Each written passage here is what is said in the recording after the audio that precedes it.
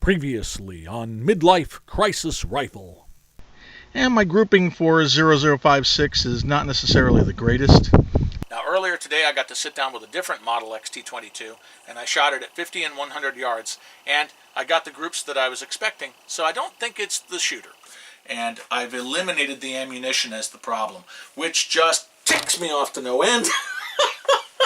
I wanted it to be the ammo, I really did. So what this tells me is that 0056 shoots wrong, but target ammo shoots right. And I'm not sure why.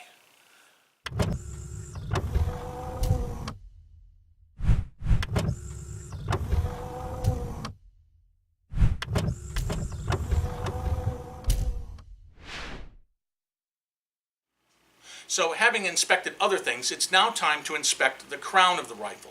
We want to see if the crown has any burrs on it that impede accuracy, and we want to make sure that the crown is still razor sharp where it touches the rifling.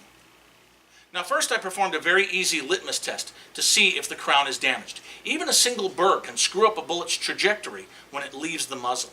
Now I did a video on how to quickly and easily check a crown, and yes, I used this very rifle in that video. There's less than 10 seconds of footage you need to see. I'm not seeing anything.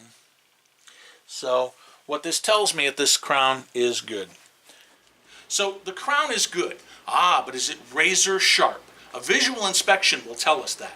Now it just so happens that I own a jeweler's loop, and they're a lot cheaper than you might think. You can buy a set of 5 glass jeweler loops at Harbor Freight for $4, and you can use them to visualize all sorts of minor details.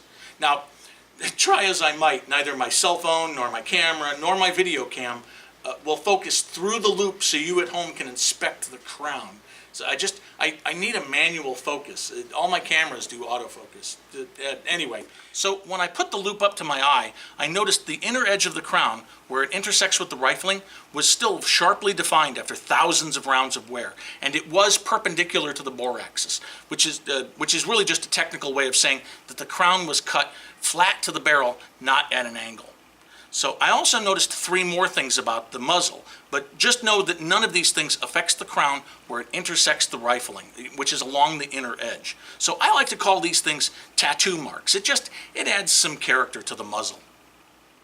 So what have we learned today? Well, we've learned that the crown is not giving us the problems with the Midlife Crisis Rifle. It passed a litmus test. It looks good when we inspect it visually, and it has a couple of harmless tattoo marks. Next up, we're going to have to check the breech and the feed ramp. But until then, I'm Rob Rosenberger for Mostly 22 LR. And remember, 22 LR is real ammunition.